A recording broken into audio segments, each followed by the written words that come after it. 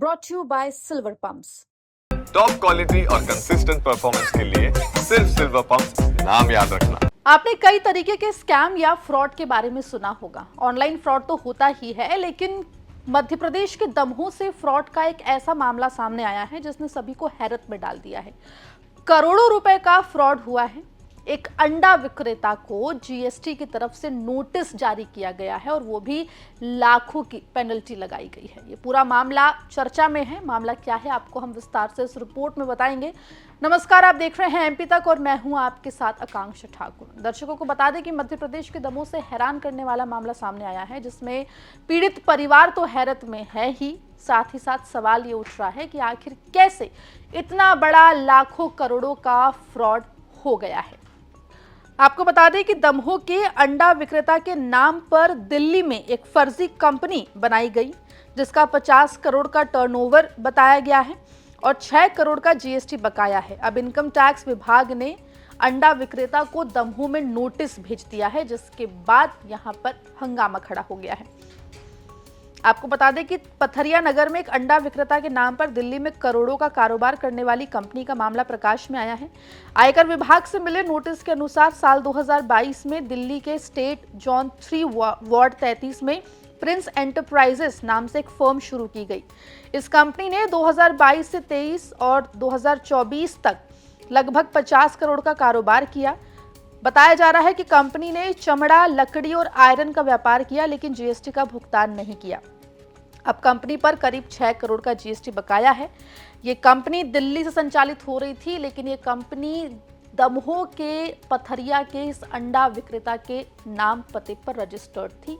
इसके चलते अब इनकम टैक्स विभाग का जो नोटिस है वो इस पर जब पहुंचा तब कोहराम मच गया। क्या समस्या है आपकी? मेरे पास 18 तारीख को इनकम टैक्स डिपार्टमेंट का नोटिस आया था, तो मैंने उसको खोला तो देखा, फिर पता चला, तो उसके बाद मैं वकील साहब के गया, तो वकील साहब ने पूरी जानकारी निकाली। तो उन्होंने बताया कि तुम्हारे नाम से दिल्ली में रोड कंपनी चल रही है, जिसमें कम से कम 49 करोड़ का घोटाला हुआ है। तो उस वजह से इनकम टैक्स का वो आया। तो वकील साहब ने फिर बताया पूरी जानकारी, तो हम लोग फिर रिपोर्ट करने गए, फिर एसपी साहब के भी गए, उनको भी बताया सब।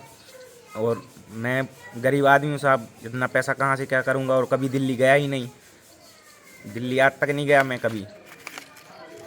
क्या चाहते हैं आप? मैं चाहता हूँ शासन से मुझे इंसाफ मिले, न्याय की जांच हो। क्या नाम है आपका? कहाँ मेरा के रहने वाले हैं? प्रिंस सुमन नाम है मेरा, मैं वार्ड नंबर 14 में रहता हूँ।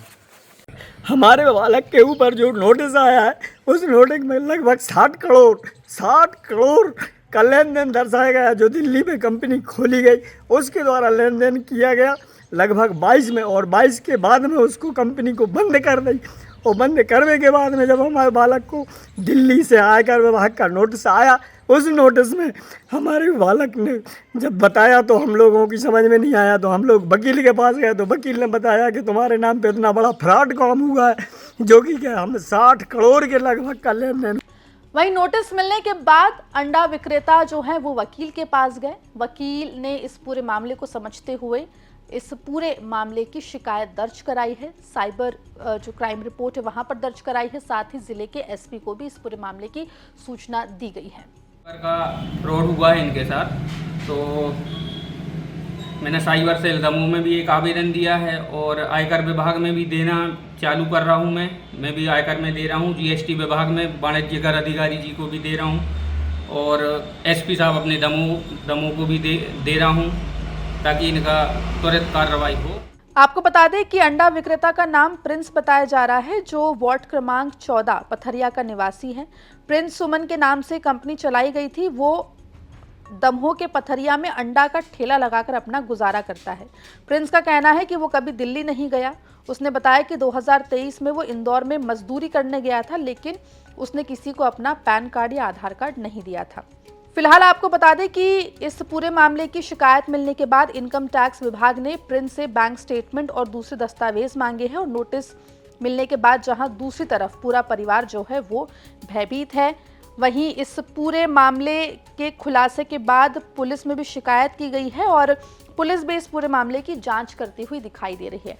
खैर, पुलिस जांच करेगी और कुछ समय के बाद इस पूरे मामले में जो है खुलासा होगा कि आखिर किस तरीके से इस फ्रॉड को अंजाम दिया गया। लेकिन जिस तरीके से ये पूरा फ्रॉड हुआ है, जहां एक तरफ दमोह में ये पूरा मामला चर्चा में है, वहीं सवाल ये भी उठ रहा है कि आखिर देश में किस कदर फ्रॉड के केसेस जो हैं वो बढ़ते हुए दिखाई दे रहे हैं। अगर आपके पास भी किसी स्कैमर का फोन आता है तो भयभीत ना हो और ऐसे लोगों की शिकायत आप भी सीधे पुलिस में जाके करें। मामले में जो भी अपडेट होगा एमपी तक आप तक लेकर आएगा। खबर दमोह से आप तक पहुंचाइए। सहयोगी शांतनु भारत ने मध्य प्रदेश जुड़ी तमाम खबरों के लिए बने रहिए एमपी तक के साथ।